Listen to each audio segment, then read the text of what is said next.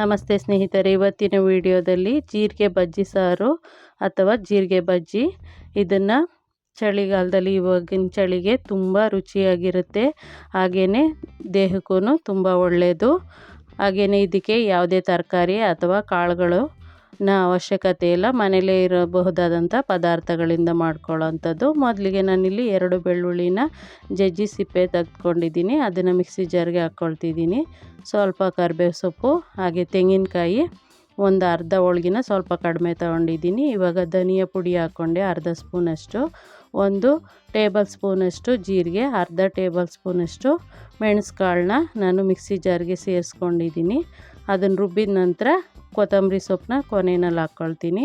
ಇವಾಗ ಒಂದು ಪಾತ್ರೆ ಇಟ್ಕೊಂಡು 2 ಸ್ಪೂನಷ್ಟು ಅಡುಗೆ ಎಣ್ಣೆ ಸೇರಿಸಿ ಅದಕ್ಕೆ 1 ಟೀ ಸ್ಪೂನಷ್ಟು ಜೀರಿಗೆ ಸಾಸಿವೆ, ಒಂದು ಸ್ವಲ್ಪ ಚಿಟಿಕೆಯಷ್ಟು ಜೀರಿಗೆ ಹಾಗೆ ಇಂಗು ಮತ್ತು ಅರಿಶಿನ ಪುಡಿ ಸೇರಿಸ್ಕೊಂಡೆ. 1 ಬೆಳ್ಳುಳ್ಳಿ ಜಜ್ಜಿರೋದು ಅದನ್ನು ಸೇರಿಸ್ಕೊಂಡು ಕರಿಬೇವು ಹಾಗೆ 1 ಒಣಮೆಣಸಿನ್ಕಾಯಿ ಹಾಗೆ 1 ಬ್ಯಾಡಗಿ ಮೆಣಸಿನ್ಕಾಯಿನ ಸೇರಿಸ್ಕೊಂಡಿದ್ದೀನಿ.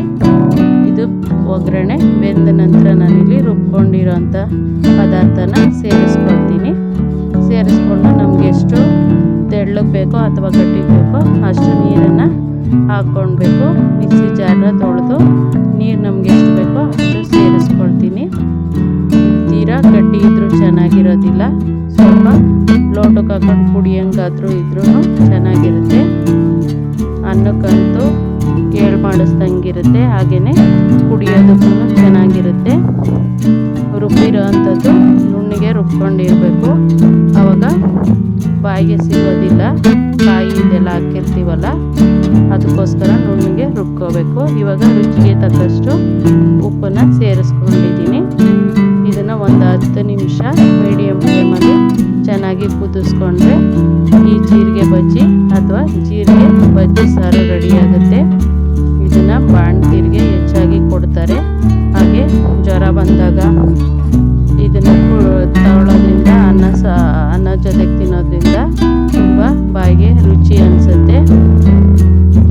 ನಾನು ಹೇಳ್ಕೊಟ್ಟಿರೋ ಮೆಥಡಲ್ಲಿ ಒಂದು ಸರಿ ಟ್ರೈ ಮಾಡಿ ನೋಡಿ ಸ್ನೇಹಿತರೆ. ಹಾಗೆ ಹೇಗೆ ಬಂತು ಅಂತ ತಿಳಿಸಿ. ನಿಮ್ಮ